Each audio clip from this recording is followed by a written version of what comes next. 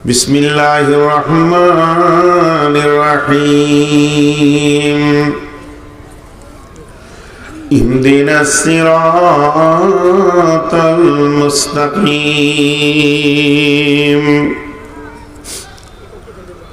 ইহদিনাস সিরাতাল মুস্তাকিম। صراط الذين أنعمت عليهم غير المغضوب عليهم ولا الضالين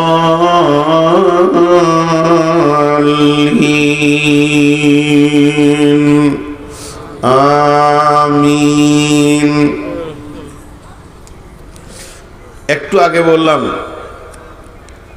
কোরআনের নাম কোরআন, কোরআনের নাম হুদা। কোরআন আপনার আমার জন্যে বুক ভরা রাস্তা এনেছেন, যে রাস্তায় চললে আপনি আমি বেঁচে যাব, যার নাম হচ্ছে ইসলাম। যার নাম ইসলাম, আল্লাহ তাবারাক ওয়া তাআলা তার মনোনীত দ্বীনের নাম রেখেছেন ইসলাম। ইন্না দীনা ইনদাল্লাহিল ইসলাম। মা ইসলাম। ইসলাম কি? ইসলাম কেমন? ইসলাম তার পরিপূর্ণতা কি?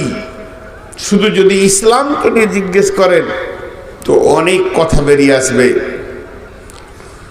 তো আপনি আমি যার মাধ্যম দিয়ে যে রুলস, যে প্রসিডিওর, যে কানুন ইসলাম আমাদের জন্য এনেছেন, কোল থেকে কবর পর্যন্ত, এহেদ থেকে লেহেদ পর্যন্ত সুন্দর একটা কানুনকে নিয়ে আমাদের কাছে শান্তি নিয়ে পৌঁছিয়েছেন, তার নাম হলো ইসলাম। কিন্তু আজকে ইসলামে কেন অত অশান্তি? इस घर में आग लगी है घर ही की चिराग से। घर में आग लगी है घर ही की चिराग से। इस्लाम के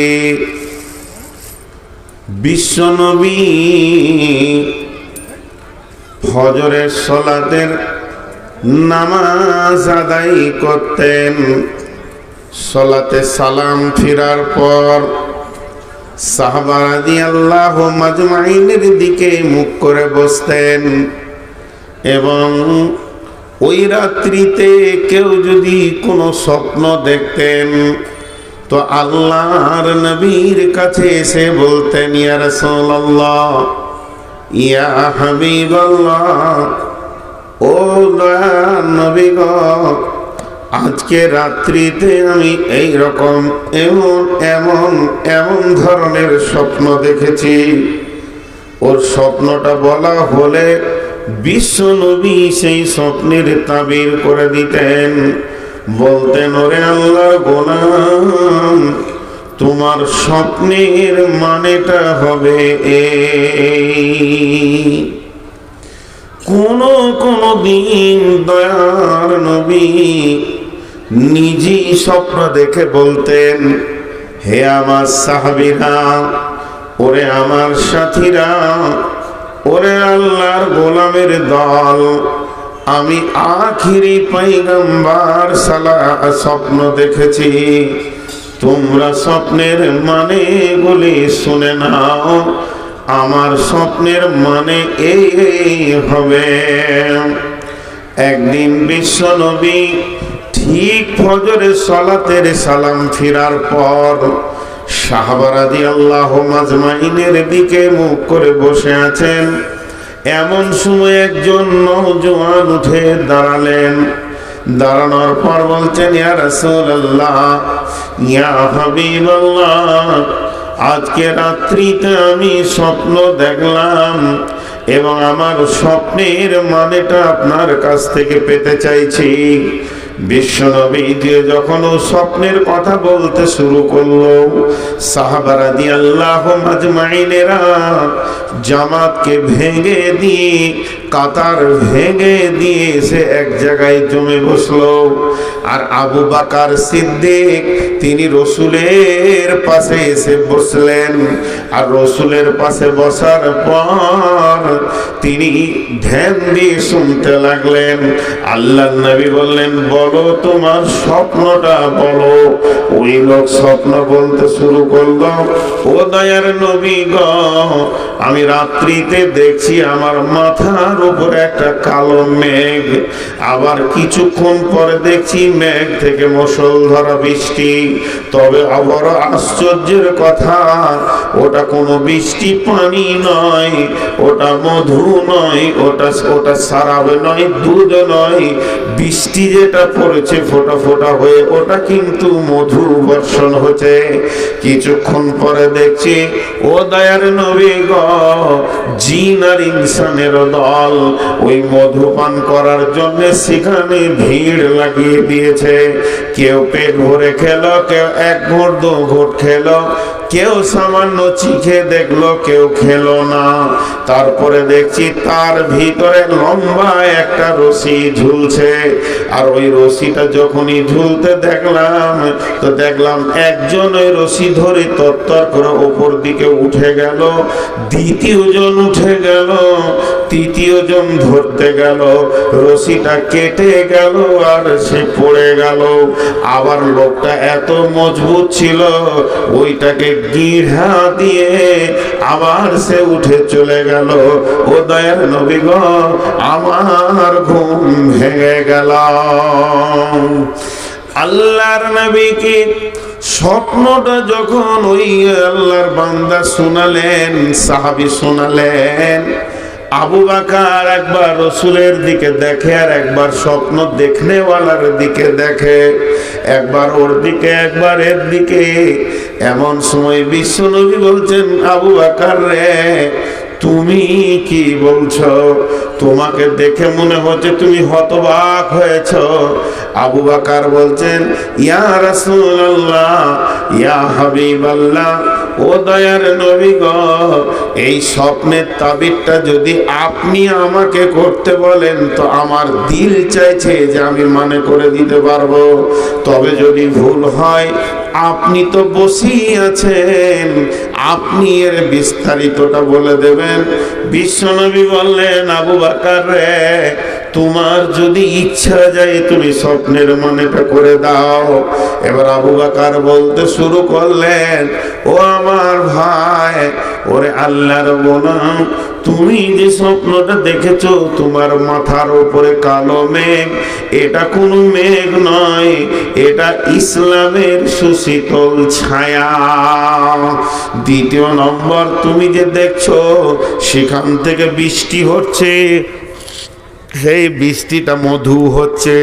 ওরে আমার ভাই, এটা কোনো বৃষ্টি নয়, ইসলামের ভিতরে মধু বর্ষণ হচ্ছে, মানে কোরআন নাজিল হচ্ছে। ইসলামের মূল ভলিউম কোরআন, ইসলামের মূল শক্তি কোরআন, ইসলামের সম্পূর্ণটা কোরআন। ইসলাম যা বলেছে তা কোরআন, কোরআন যা বলেছে তা ইসলাম। সমস্ত রুলস গুলো এনেছে, তাই দেখলে তুমি সেখানে মধু বর্ষণ হচ্ছে। বন্ধুরে, তুমি দেখেছো জিন আর ইনসান ওই মধু খাওয়ার জন্য এসে ভিড় লাগিয়েছে। কেউ পেট ভরে খেলো, কেউ সামান্য এক দু ঘুঁট খেলো, কেউ চিখে দেখলো, কেউ আবার মধু পান করলো না। তার মানে বিভিন্ন রকম মানুষ পৃথিবীর বুকে হবে। কেউ কোরআনকে গোটা মুখস্থ করবে, কেউ সামান্যতম মুখস্থ করবে, কেউ ছোট ছোট দুটি সূরা মুখস্থ করবে। আর যে মধু চিখলো না, পৃথিবীর বুকে আল্লাহ তাকে কোরআনের কোরআনের ইলম দেবে না। এরপরে বন্ধু তুমি দেখেছো ওই বৃষ্টির ভিতরে একটা রশি ঝুলছে। এটা কোনো রশি নয়, এটা কোনো দড়ি নয়, এটা হলো কোরআনের একটি আয়াত। সে আয়াতটা হচ্ছে ইহদিনাস সিরাতাল মুস্তাকিম। যে রাস্তার জন্য পাগল হয়ে বিশ্ববাসী ঘুরছে, শান্তির রাস্তা কোথা, শান্তির ছায়া কোথা, শান্তির বার্তা কোথা, সেটাই হলো সেই রাস্তা যে রাস্তায় গেলে জান্নাত পাওয়া যাবে। আমরা বলে রেখেছি সিরাতাল্লাযীনা আন'আমতা আলাইহিম, হে আল্লাহ নিয়ামত প্রাপ্তদের রাস্তা। অতএব প্রথম যে লোকটাকে তুমি নিয়ামত পেতে দেখছো ওই রাস্তাতে তিনি হলেন আখেরি পয়গম্বর নবী মুহাম্মদুর রাসূলুল্লাহ সাল্লাল্লাহু আলাইহি ওয়াসাল্লাম। আর দ্বিতীয় যে লোকটা রশি ধরে চলে গেল ওটা অন্য কেউ নয়, ওটা আমি আবু বকর। তৃতীয় নম্বর লোকটা রশি ধরতে গেল কিন্তু ছিঁড়ে গেল, ওটা অন্য কেউ নয়, ওটা হলো হযরতে উমর। তবে লোকটা বড় মজবুত, তাই ওখানে একটা গিরহে দিয়েছে, পার হয়ে চলে গেল। তোমার ঘুম ভেঙে গেল, যদি তুমি আরো ঘুমাতে তো ওই রাস্তায় আরো অনেক লোককে তুমি যেতে দেখতে।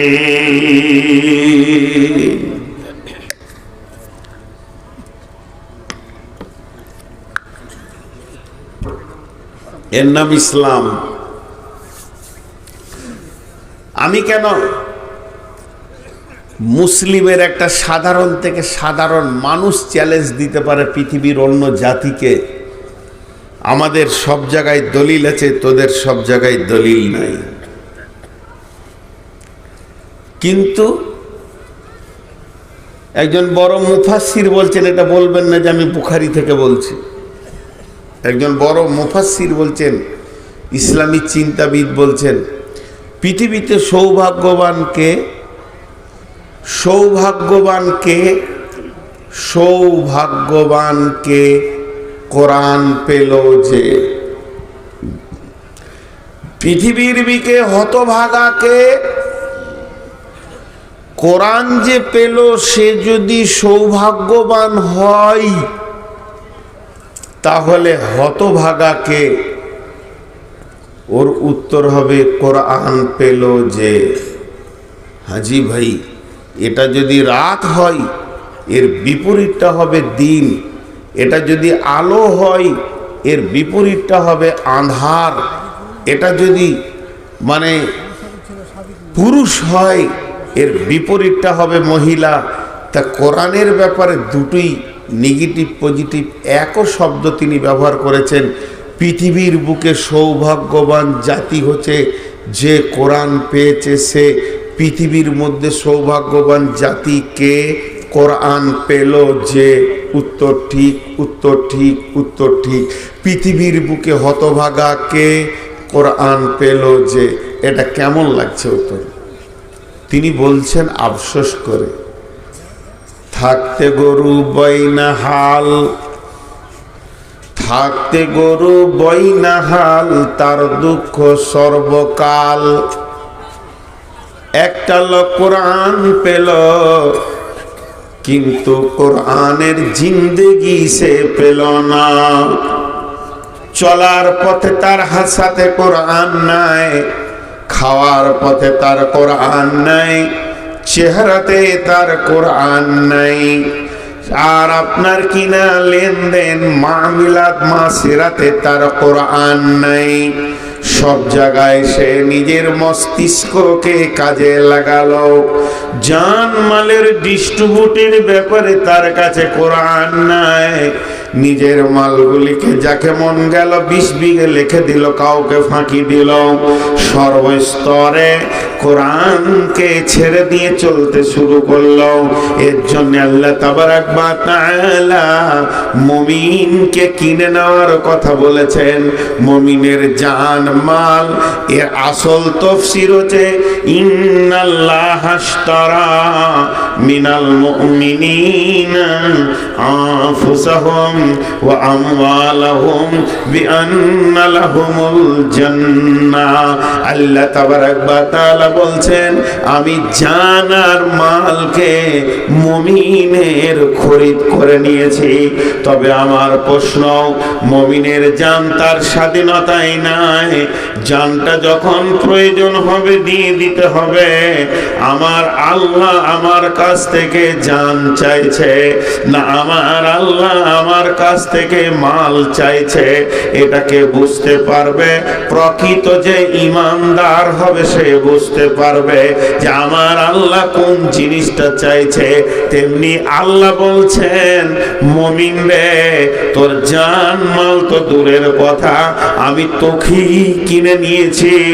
এটা আল্লাহ পরোক্ষভাবে বুঝিয়ে দিয়েছে।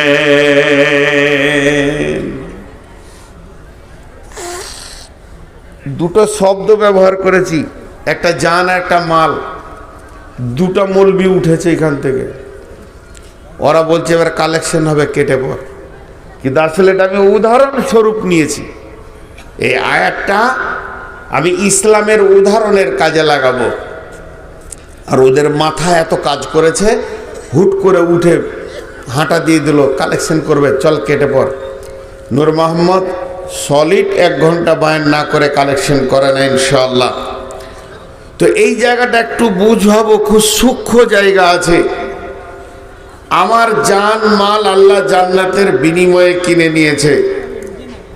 তাহলে আমার জীবনের সমস্ত মালের স্বাধীনতা নেই, জানের স্বাধীনতা নেই। তার মানে আমি নিজেই পরাধীন। 3টে জিনিস এখানে এসে হাজির হলো।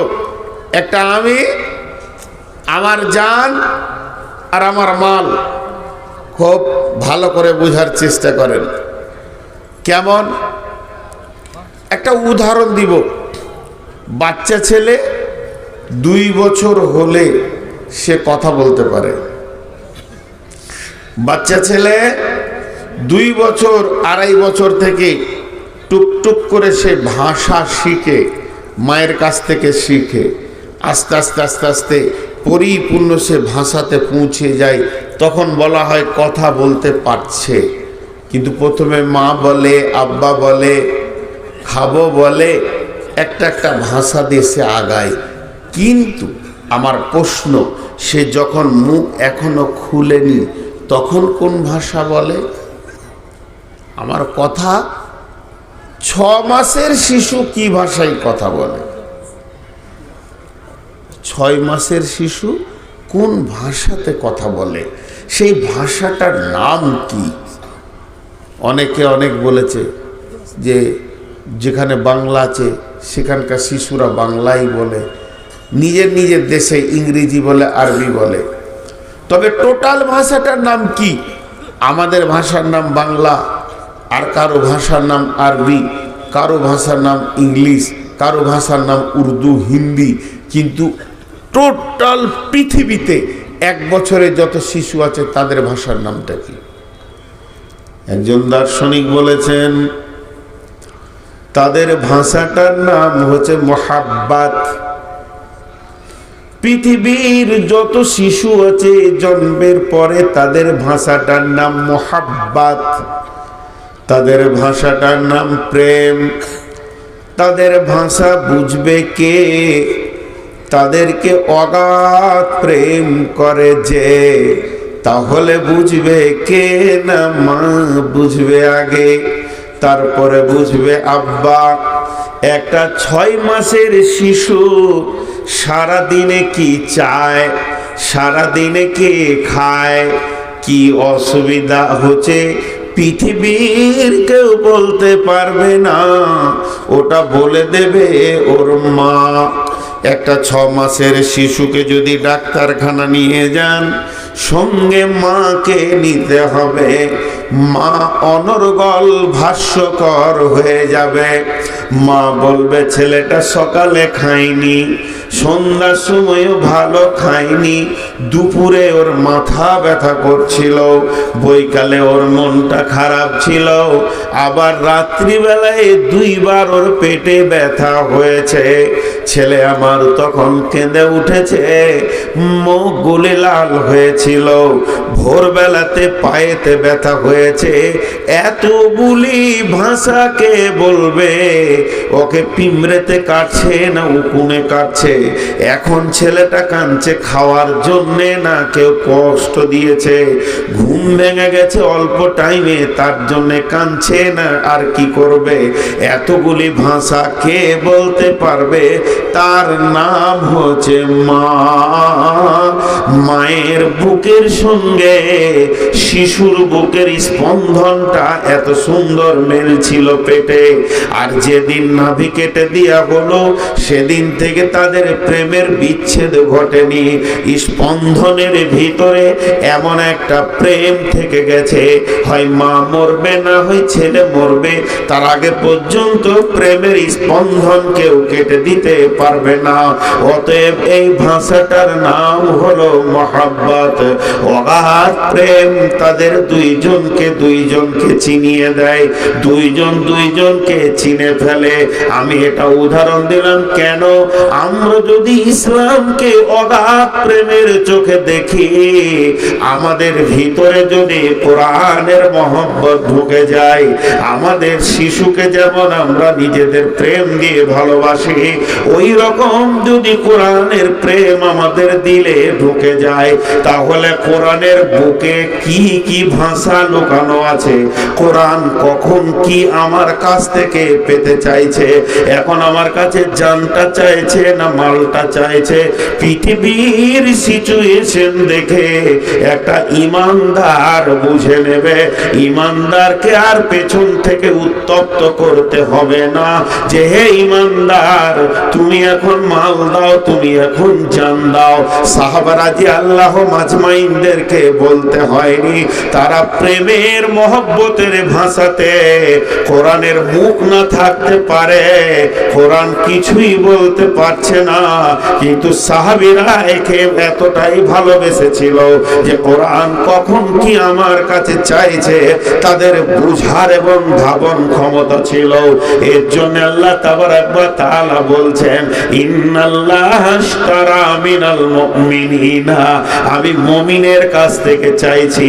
আমি এখানে আল্লাহ বলেননি মুত্তাকি, এখানে বলেননি শহীদ, এখানে বলেননি কাফির, এখানে বলেননি মুশরিক, এখানে বলেননি মুনাফিক, এখানে বলেননি আপনার কিনা ফাসিক, এখানে বলেননি মুশরিক, এখানে বলেননি জালিম। আল্লাহর প্রতিটি শব্দের ভিতরে গভীর তথ্যবহুল কথা লুকানো আছে। আল্লাহ বলেছেন আমি মুমিনের কাছ থেকে পেতে চাইছি তাদের জানকে, তাদের মালকে, অর্থাৎ তাদেরকে। আগে আল্লাহ মুমিনকে কিনে নিল, অটোভাবে জানমাল তার কাছে চলে গেল। অতএব একটা মুমিনকে, মুমিনের উদাহরণ কেমন, পৃথিবীর বুকে একটা মুমিন কেমন হবে আর একটা বেঈমান কেমন হবে, কোরআন বলে দিয়েছে।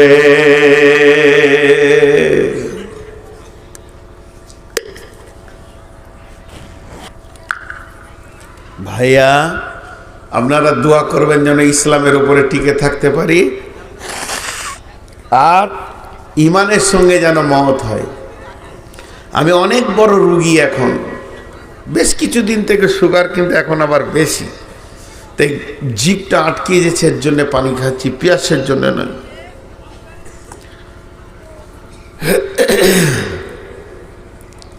মুমিনকে ধরেছেন আল্লাহ, মুমিনকে আল মুমিনু বা মানা মুসলিম, ইসলাম তসলিম মুসলিম, যার কাছে যৌন তরঙ্গ ঢুকে গেছে, যৌবন দেখা যায় না, ও আসে চলে যায়।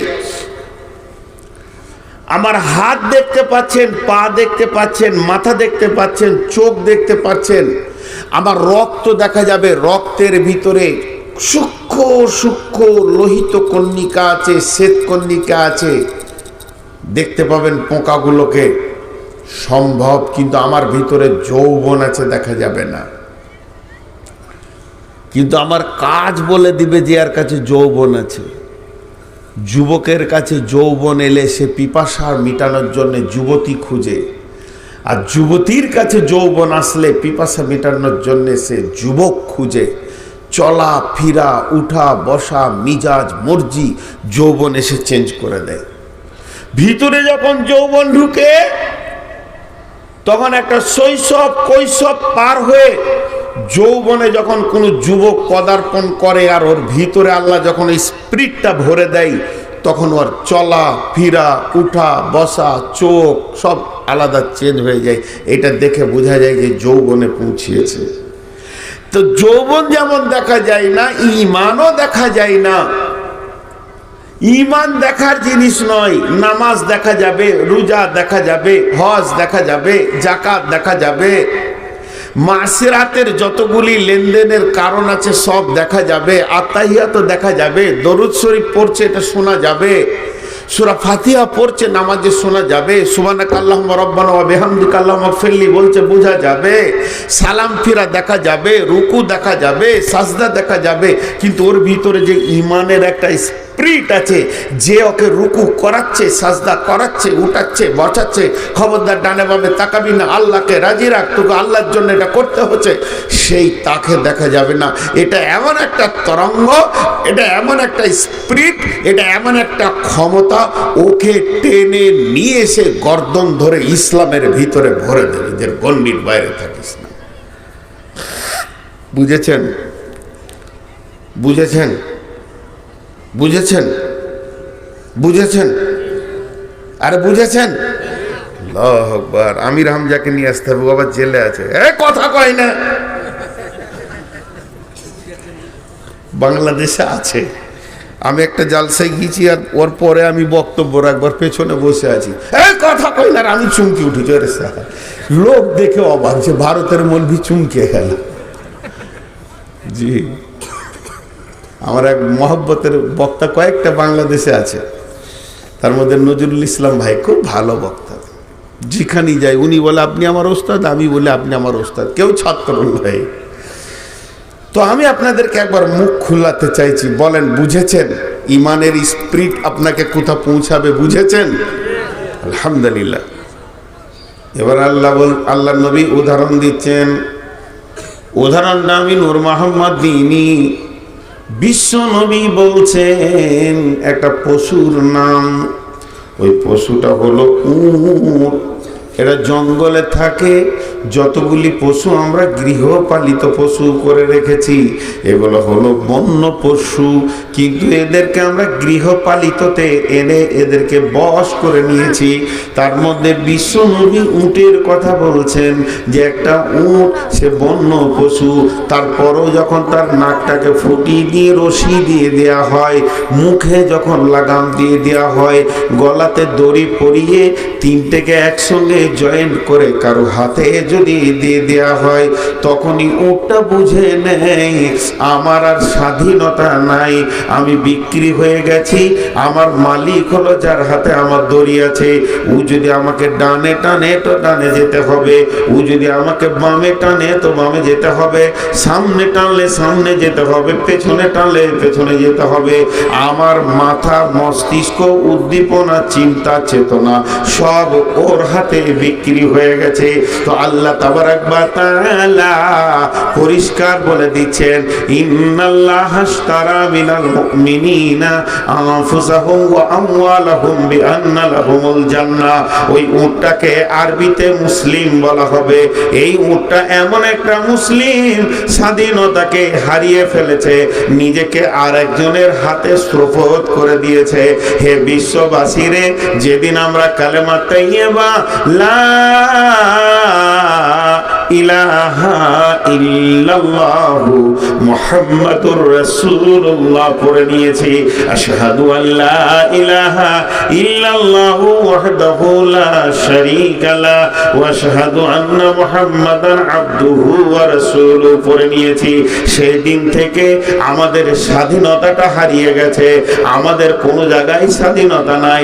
আমরা যে খাবো তো আল্লাহ রসুলের মতো করে খেতে হবে, আমরা পরবো তো তার মতো পোশাক আমাদের হতে হবে, আমাদের মাথার চুলটা নবীজির মতো হতে হবে।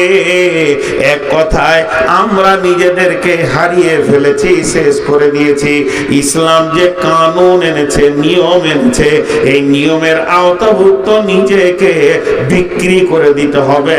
ইন্নাল্লাহ আশতারা, নিশ্চয় আল্লাহ কিনে নিয়েছেন মিনাল মুমিনিনা, মুমিনের কাছ থেকে বিআমওয়ালিহিম ওয়া আনফুসিহিম, আমওয়ালুহুম ওয়া বিআমওয়ালিহিম ওয়া আনফুসিহিম। আল্লাহ তাবারাক ওয়া তাআলা বলছেন বিআন্না লাহুমুল জান্নাহ, জান্নাতের বিনিময়ে তোর জান আর মালকে আমি কিনে নিয়েছি।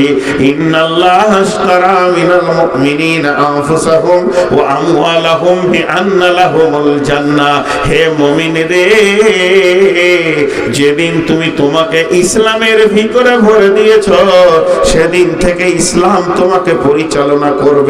এই জায়গায় তোমার স্বাধীনতা বলে কিছু নাই, আর ওই ইসলামের ভিতরে পরিপূর্ণ শান্তি হাজির হয়ে গেছে।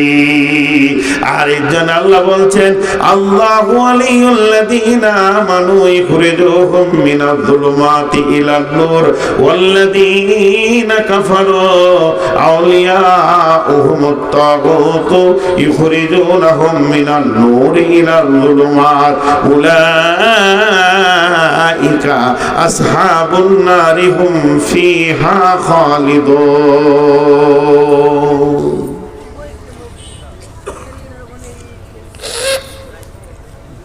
এখানে দুটি কথা বলবো, কথাগুলো একটু কান করে শুনবেন।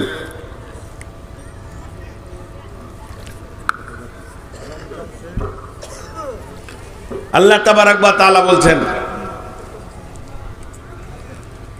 ইসলাম একটা রাস্তার নাম, শান্তির। আর বিশ্বনবী বলেছেন প্রাসাদ। আজকে সারা বিশ্ব জুড়ে মুসলিমরা জ্বলছে, শুধু ভারতবর্ষে নয়, বাংলাদেশেও, সৌদিতে, পাকিস্তানে, সুদানে, ইরাকে, ইরানে, কুয়েতে, ইংল্যান্ডে, আমেরিকায়, জাপান, থাইল্যান্ড, মালয়েশিয়া, মালয়েশিয়া, চীন, চীনে তো খুব বেশি অত্যাচার। ইসলাম নামে ঘরটাতে আগুন লেগে গেছে, ঝামেলা শেষ, এক কথাই বলে দিলাম। আর বিশ্বনবী ইসলামকে প্রাসাদ বলেছেন তিনার ভাষায়, সংরক্ষিত প্রাসাদ,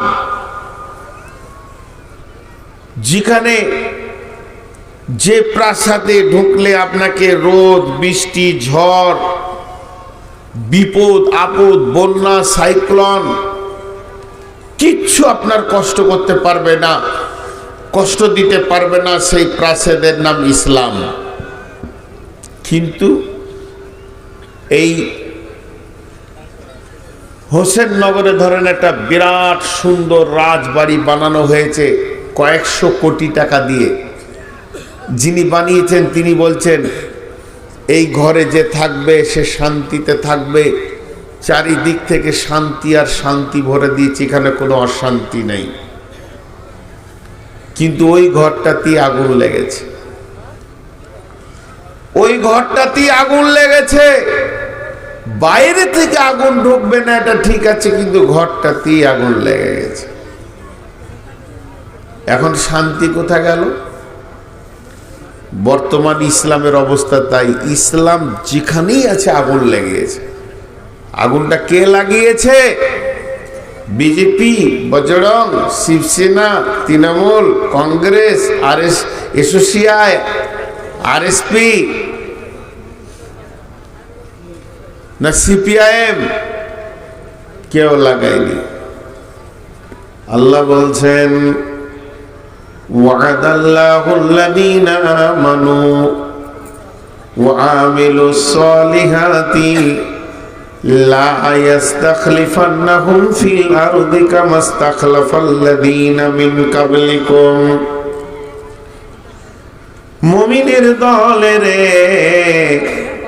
হে ইমানদারের দল, শান্তি কেন নাই রে দুনিয়ায়, শান্তি কেন নাই রে দুনিয়ায়।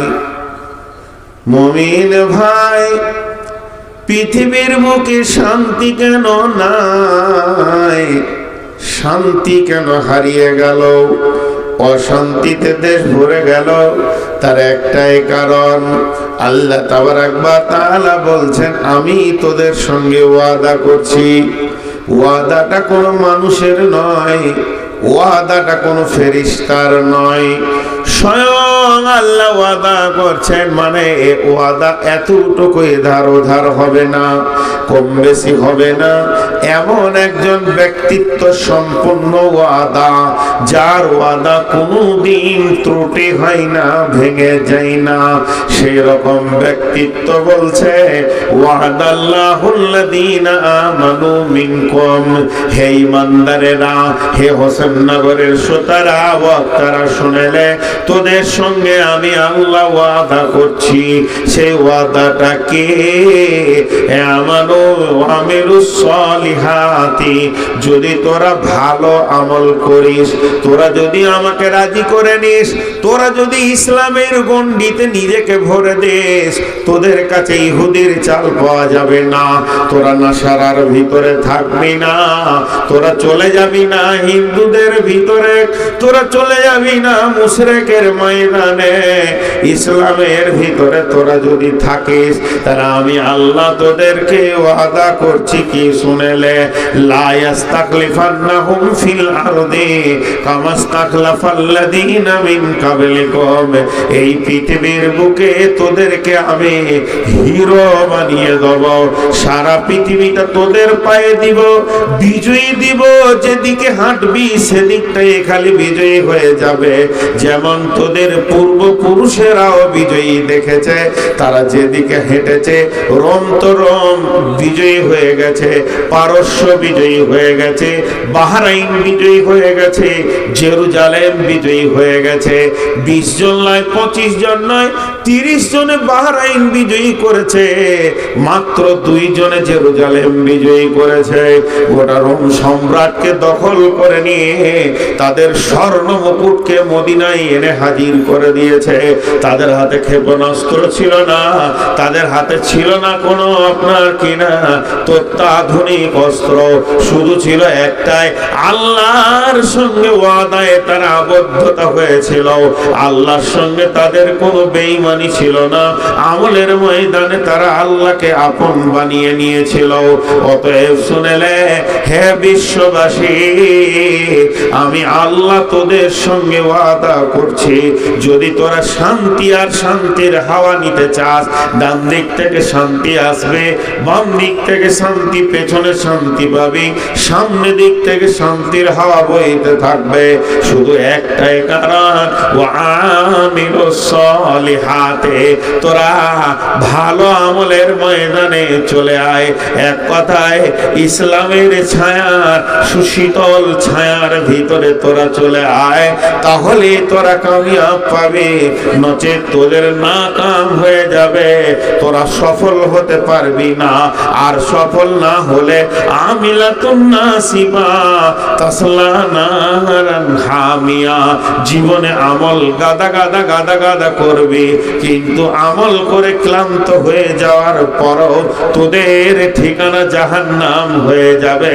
যেহেতু তোরা ইসলামকে মেনে নিতে পারিসনি, ইসলামের ছায়া তলে আসতে পারিসনি, এর জন্যই তোরা ফেলিওর হয়ে যাবি। হযরত উমর কয়েকজন লোককে নিয়ে মরুভূমিতে সফর করছেন, অন্য কেউ নাই, একমাত্র হযরত ওমর, বিশ্ব নবী নাই। আবু বকর পৃথিবী থেকে চলে গেছেন, আর তার সঙ্গী সাথীদেরকে নিয়ে হযরত ওমর চলতে চলতে মরুভূমির প্রান্তে এক জায়গায় দাঁড়িয়ে গেলেন, আর সাথীদেরকে বললেন, তোমরা দাঁড়াও, আমাকে একটু আসতে দাও। হযরত ওমর একটা বস্তির ভিতরে ঢুকে গেলেন। গলির ভিতরে যেতে যেতে যেতে যেতে অনেক ভিতর থেকে একজন লোককে বের করে নিয়ে আসলেন। সে লোকটা দেখতে কেমন?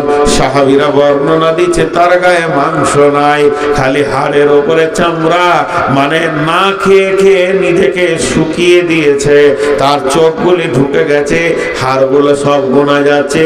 ব্যক্তিটাকে, সে একজন বড় আল্লাহওয়ালা, সে একজন আল্লাহর ওয়ালি, সে একজন বড় আবিদ নিজেকে মনে করে।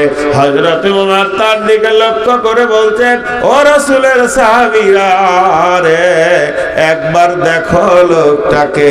তাকিয়ে দেখা গেল অতি জীর্ণ শীর্ণ লোক। এমন সময় হযরত ওমর বলেন, ও রাসূলের সাহাবী রে, লোকটার ইতিহাস জানো? লোকটা নিয়ত করে নিয়েছে, জীবনেও বসে বসে খেয়ে সময় কাটাবো না, পান করে সময় কাটাবো না, জান বাঁচাতে গেলে যতটুকু রুজি দরকার টুক করে খেয়ে নিব, তারপরে আর সময় কাটাবো না, শুধু আল্লাহর জিকিরে জীবন কাটিয়ে দেব, আল্লাহকে রাজি করে জীবন কাটিয়ে দেব।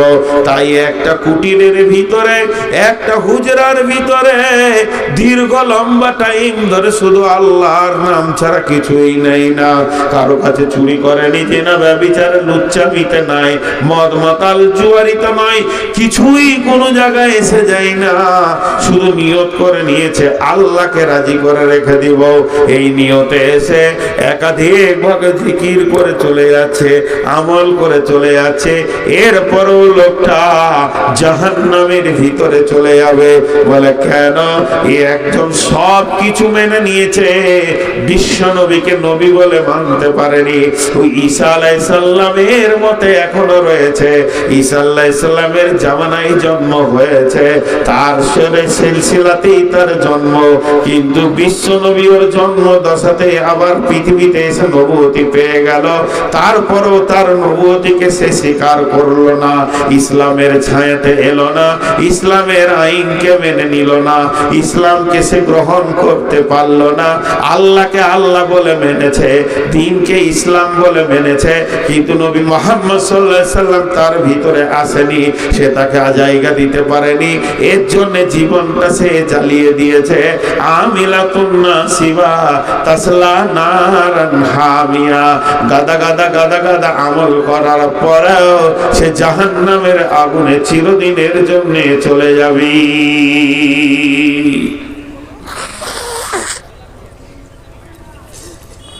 ভাই, আমরা মুখের দাবিতে মুসলমান, চেহারাতে হিন্দু, বিয়ে শাদিতে খ্রিস্টান, আর কিছুতে আর কিছু। আমাদের কাছে ইসলাম পরিপূর্ণ নাই। কোন ঘরে কোন ব্যক্তির কাছে আমরা পরিপূর্ণ ইসলামকে রাখতে পারিনি। তার জন্য আজকে আমাদের উপরে এত এত জুলুম, এত অত্যাচার। আমরা ইসলামকে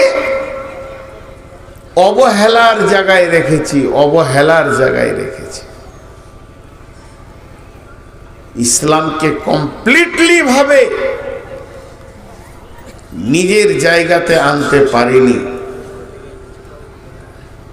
জি না, আমার কাছে ইসলাম আছে না আপনার কাছে ইসলাম আছে, আমরা পদস্খলন হয়ে গেছি। আল্লাহ তাবারক ওয়া তাআলা বলছে, পৃথিবীতে রাস্তা একটা না, ইসলাম ছাড়া আরো রাস্তা আছে। আল্লাহ নিজে বলছেন কোরআনে, আরো রাস্তা আছে, আরো তরিকা আছে, যে তরিকাগুলোর ভিতরে কামিয়াব নাই। এটা একটা রাস্তা, এটা একটা রাস্তা।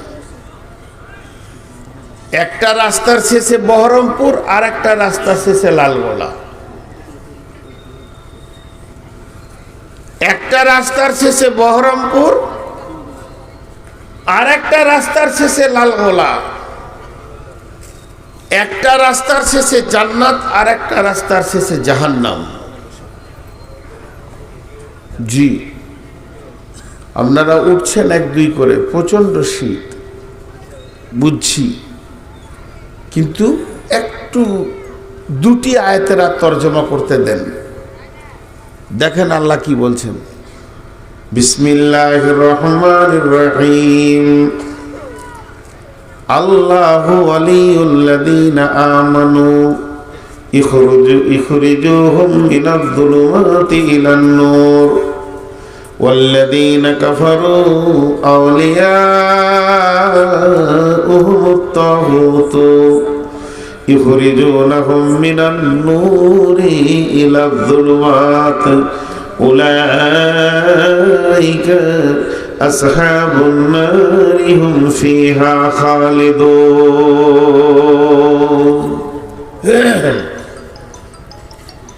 আল্লাহ এখানে দুটো রাস্তার কথা বললেন।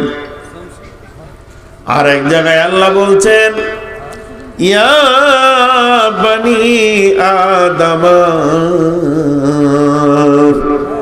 হে আদমের সন্তান, আল্লাহ তা'বুদুশ শাইতানা ইন্নাহু লাকুম আদুউম মুবিন ওয়া আনি'বুদুনি হাযা সিরাতুম মুস্তাকিম।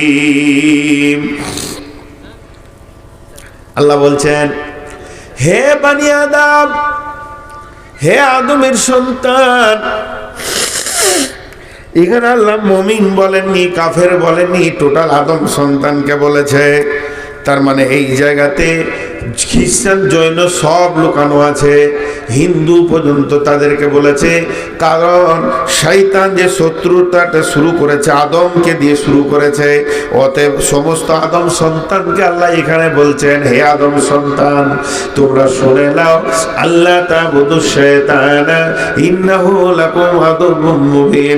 খবরদার তোমরা শয়তানের পূজারী হয়ো না, তোমরা শয়তানকে পূজা করো না, শয়তানের ইত্তেবা করিও না, সে হলো তোমাদের প্রকাশ্য শত্রু।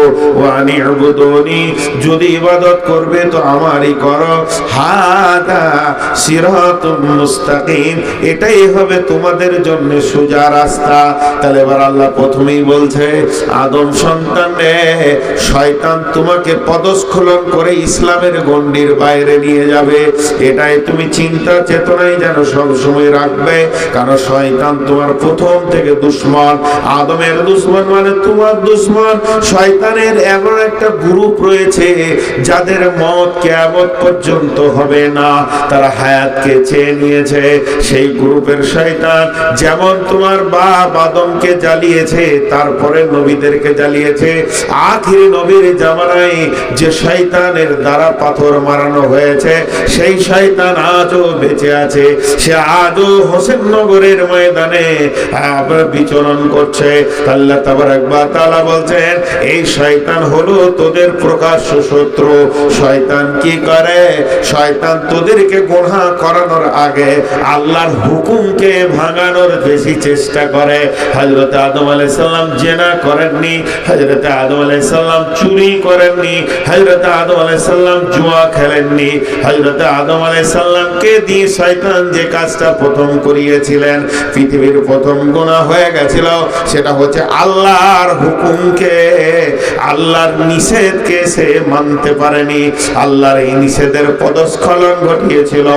আজও পৃথিবীর বুকে আল্লাহর নিষেধ যতগুলো আছে, না বাচক যতগুলো আছে, তোমরা সুদ খেও না, তোমরা চুরি করো না, তোমরা জেনা করো না, তোমরা লুচ্চামি করো না, তোমরা জুয়া খেলো না, তোমরা মানুষকে মার্ডার করো না, তোমরা শিরক করো না, না বাচক কোরআনে যতগুলি রয়েছে, শয়তান এগুলো তোমার দ্বারা করিয়ে নেবে।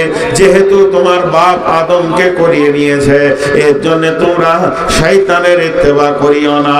ইন্নাহু লাকুম আদুউম মুবিন, শয়তান হলো তোমাদের প্রকাশ্য শত্রু। ওয়া নি'বুদুনি, যদি তোমাদের ইবাদত করার ইচ্ছা হয়, আমি রব যতগুলো তোমাদেরকে আদেশ করেছি, নামাজ পড়ো, রোজা রাখো, হজ করো, যাকাত দাও, তোমরা করো, তুমি পরেশগার হয়ে যাও, হালালকে ছেড়ে দাও, হারামকে ছেড়ে দাও, হালালকে গ্রহণ করো। তুমি সুদকে ছেড়ে দিয়ে ব্যবসাকে গ্রহণ করো। যতগুলো তোমাকে গ্রহণ করতে বলেছি আমার আদেশগুলোকে তোমরা মেনে নাও। আর এটাই হবে তোমাদের জন্য সোজা রাস্তা, এটাই হবে ইসলামের হাই রোড, এটাই হবে ইসলাম গ্রহণের মেন পন্থা।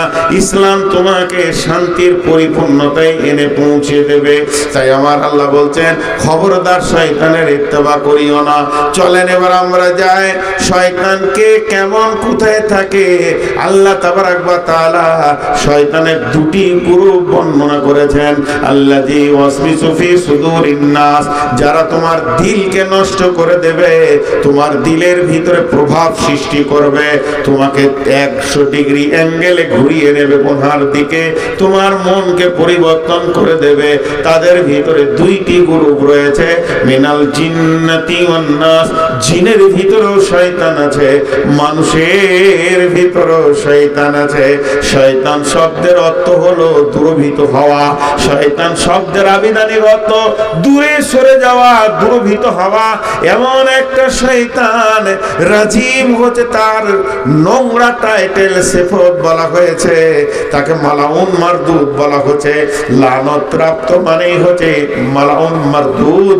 সেই রকম বেঈমান শয়তান তোমার পেছনে লেগে যাবে।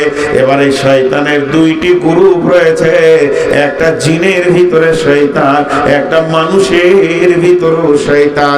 কিছু মানুষ আছে যারা শয়তানের কার্যকলাপ করে, তাদের দ্বারা এত বড় বড় গুনাহ হয় আর মানুষকে তারা পদস্খলন করে দিতে পারে। আল্লাহ তাবারাক ওয়া তাআলা সুন্দর করে বলছেন আল্লাহ তা'বুদু শাইতানা, খবরদার শয়তানের ইবাদত করিও না। ইন্নাহু লাকুম আদুউম মুবিন, শয়তান হলো তোমাদের প্রকাশ্য শত্রু।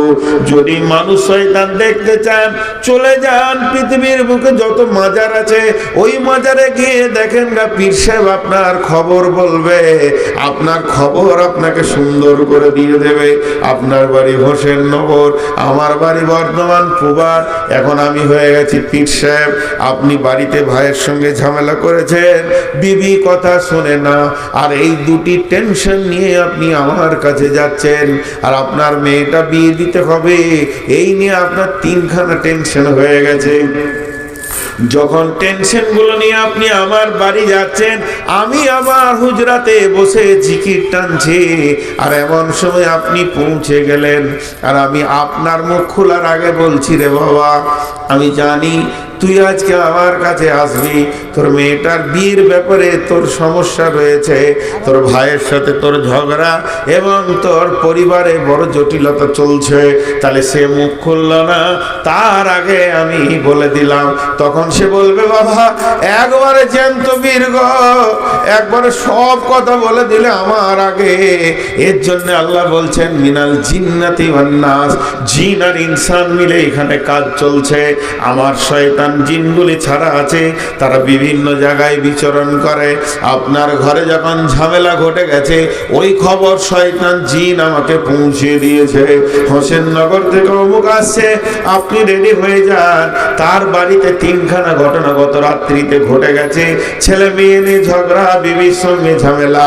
এই কথাটা আমি যখনই বলে দিলাম, ওরে কিন বেড়ে গেল। আর তখনই ও ভেবে নিল বাবা জিন্দা ফিরব, বাবা আমার মনের কথা বলে দিয়েছে। এইভাবে শয়তান একটা একটা করে মানুষকে ইসলাম থেকে বের করে নেবে। বইটা পড়ে নেবেন, বইটার নাম হচ্ছে তৌহিদ হস্যকারী কার্যাবলী। এই বইটা অনেক দামি বই বন্ধুরে।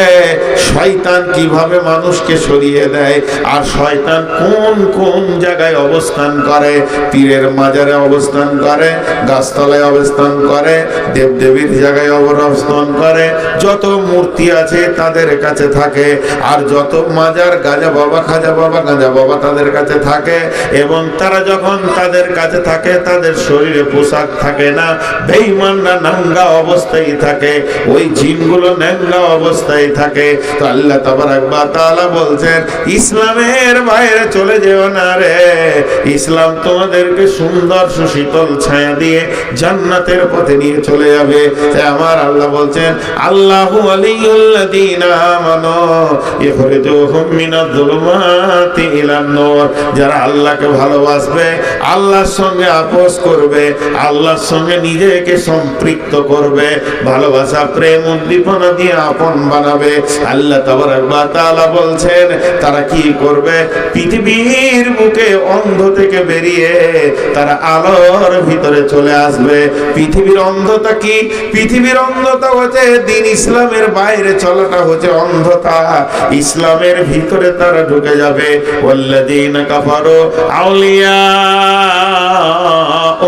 তাগুত, এবং যারা কুফরি করবে আর তাগুত শক্তি বলতে রিয়া অহংকার তাকাব্বুর নিয়ে যারা চলে, তাদের সঙ্গে যারা আপোষ করবে, শয়তানের সঙ্গে যারা মিলিত হয়ে যাবে, আল্লাহ তাবারক ওয়া তাআলা বলছেন মিনান নূরি ইলা যুলুমাত, তারা সুন্দর তরিকা ছেড়ে দিয়ে নিমজ্জিত অন্ধকারের ভিতরে ঢুকে যাবে। উলাইকা আসহাবুন নারি হুম ফিহা খালিদুন, আর এই লোকগুলি শেষ পর্যন্ত জাহান্নামের আগুনে গিয়ে ঢুকবে। জি, আপনাদের হোসেননগরের লোক যে উঠছে,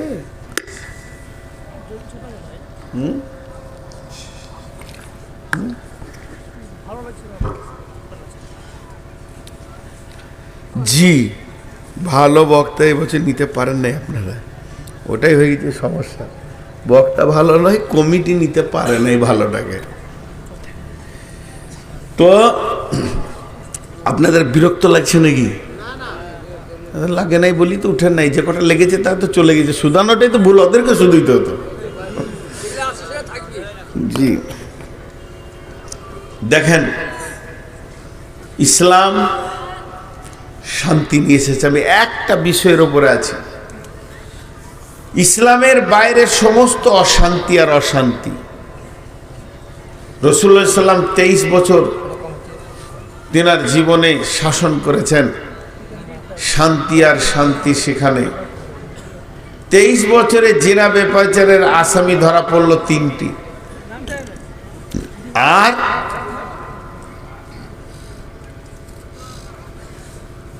ইংল্যান্ড আমেরিকা যারা নিজেদেরকে সভ্য দেশ বলে, 2006 সালের একটা হিসাব ছিল, যারা বলছে আমরা দুনিয়াকে শাসন করব, তাদের প্রতি মিনিটে 250টা ধর্ষণ হয়েছে। তাহলে কে শান্তি দিতে পারে? ইসলাম। ইসলাম কত সুন্দর, ইসলাম কত সুন্দর। ইসলাম একটা গোলামের কথা চিন্তা করেছেন, ইসলাম একটা পশুর কথা চিন্তা করেছেন, ইসলাম আপনার ঘরে যে পশুটা কাজ করে তার কথা চিন্তা করেছেন। একটা উট এক বখিল সাহাবীর ঘরে না খেয়ে খেয়ে শুকিয়ে যাচ্ছে, বিশ্বনবীকে দেখে উটটা কাঁদলেন। বিশ্বনবী বুঝলেন, উটটা বললেন ইয়া রাসূলুল্লাহ, আমাকে আমার শক্তির বাইরে বুঝা দেয়, আমাকে খাবার দেয় না, খাবারের সময় সে কম দেয়। এ কথা যখনই বলা, মালিককে ডেকে আল্লাহর নবী বললেন তুমি উটকে কষ্ট দাও, তুমি ওকে বোঝা বেশি দাও, বহন বেশি দাও, খাবার আবার কম দাও। নবীজিকে স্বীকার করলেন রাসূলুল্লাহ, ঠিক যে অভিযোগটা আপনার কাছে এসেছে উটের তরফ থেকে ওটা ঠিক। বন্ধুরে আমার, বিশ্বনবী তাকে বললেন তুমি পেট ভরে ওকে খেতে দাও। ইসলামে একটা পশুর কথা চিন্তা করেছেন, ইসলামে একটা গোলামের কথা চিন্তা করেছেন। গোলামের ব্যাপারে আল্লাহর নবী বলছেন এহসানুল মামলুক, তোমার ঘরে কৃতদাস, তোমার ঘরে যে গোলাম আছে এর উপরে তুমি সদা এহসানি করিও। বন্ধুরে আমার, ইসলাম পিতা মাতার কথা চিন্তা করে বলছেন ওয়াবিল ওয়ালিদাইনি ইহসানা, মা বাপের উপরে তুমি এহসানি করো। ইসলাম সন্তানের কথা চিন্তা করে পিতা মাতার উপরে দায় দায়িত্ব দিয়েছে, সুন্দর নাম রাখবে, এবং শিক্ষার জায়গায় পৌঁছে দেবে এবং সুন্দর সঙ্গিনী তুমি বেছে দেবে। এত সুন্দর করে ইসলাম আমাদের জন্য আইন এনেছে। তাই না আমার আল্লাহ বলেছেন, এর জন্যই না আমার আল্লাহ বলেছেন ইন্নাদ-দীনা ইনদাল্লাহিল ইসলাম, আমার কাছে মনোনীত ধর্ম হলো ইসলাম, আমার কাছে মনোনীত ইজিম হলো ইসলাম। শান্তির বার্তা যে আনতে পারে তার নাম হচ্ছে ইসলাম। জি, আজ আমাদের অবস্থা কি? আজ আমাদের অবস্থা ইসলামের বাইরে চলছি। আপনাকে কেন বলবো, আমি নিজেও ইসলামের বাইরে চলার কারণে আজ মুসলমানদের কাছ থেকে শান্তি শেষ। শান্তির জায়গাতে আমরা আর কেউ নাই, শান্তির জায়গায় আমরা কেউ পৌঁছাতে পারছি না। আমরা আমাদের আইনগুলোকে নিজের ব্রেন রচিত করে ফেলেছি। জমি জায়গা, ঘর বাড়ি, পুকুর বাগান সব জিনিসের ব্যাপারে আমরা ব্রেনকে ব্যবহার করেছি, ইসলামকে ব্যবহার করিনি।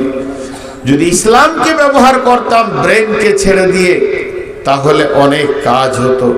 সেই ইসলামের ফুল ভলিউমটার নাম হচ্ছে কোরআন। কোরআন, কোরআন।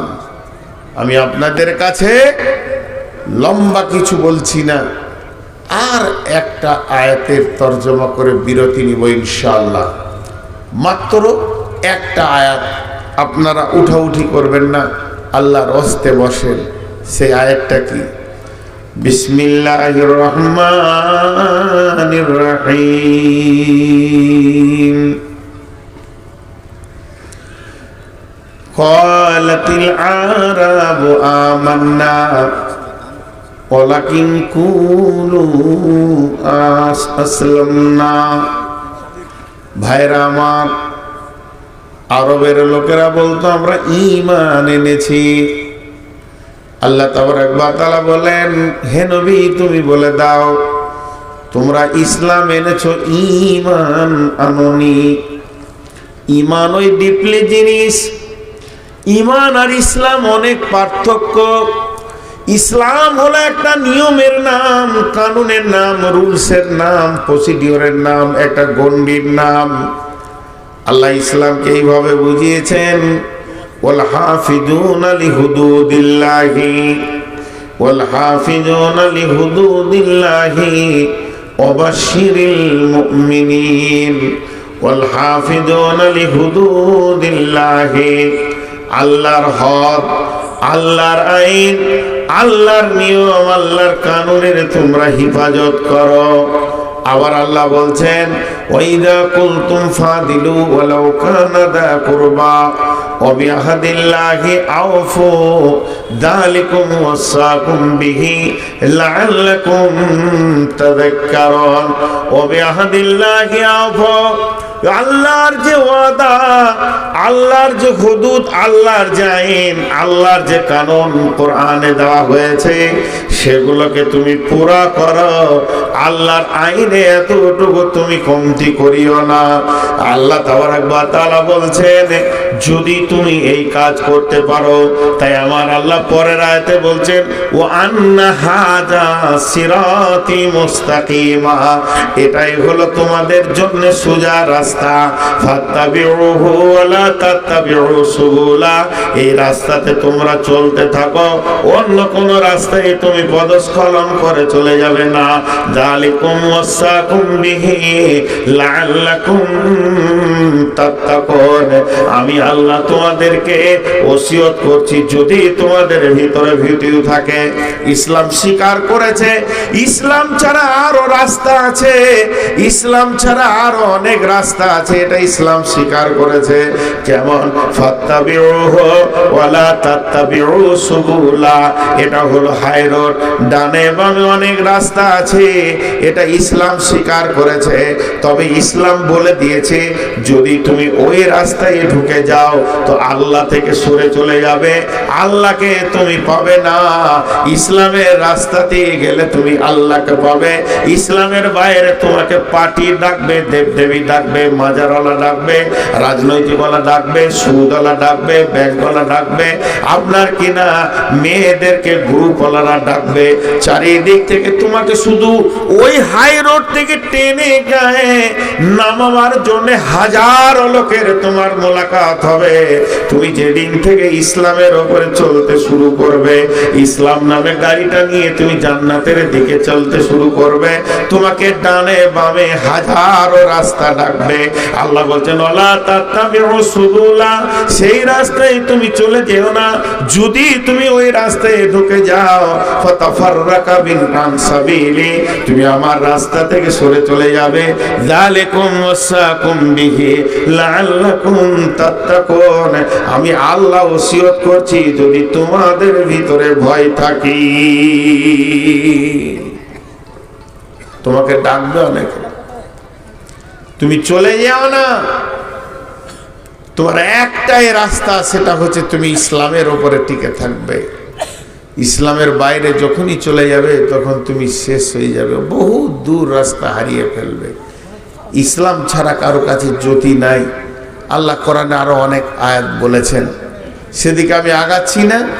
এখন আমি আপনাদেরকে এই এক দুই করে উঠা দেখে বাধ্য হচ্ছি, কারণ শীতের কামড়ও এসেছে। তো তারপরেও ছোট্ট করে দুটি কথা বলেই আমি আপনাদেরকে শেষ করে দিতে চাইছি। তো এই যে কজন আছেন আর উঠিয়েন না, আর বেশি টাইম আপনাদের কাছে আমি নিব না। এখন কি করব, কালেকশন করব।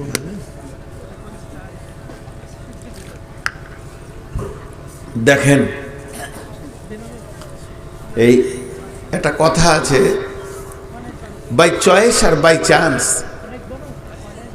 বাই চয়েস আর বাই চান্স। একজন আমেরিকার ব্যারিস্টার, আমেরিকান আন্তর্জাতিক ব্যারিস্টার, সে ইসলাম কবুল করেছে, যে কলকাতা এসছে, আর রমজান মাস। তো কলকাতা কলুটোলায় হাঁটতে গিয়ে দেখছে মুসলিম ছেলেরা চপ পেঁয়াজি খেছে। তো দেখে সে মাথায় হাত, মসজিদে বসে আছে। তো ইমাম সাহেবকে জিজ্ঞাসা করছে যে রোজা মাস আর মুসলমান ছেলেরা খাওয়া দাওয়া করছে, তাহলে কি ইসলামে এরকম কোনো আইন আছে যে যারা নতুন মুসলমান হবে তারা খেতে পাবে না, আর যারা জন্মগত হবে তারা খেতে পাবে?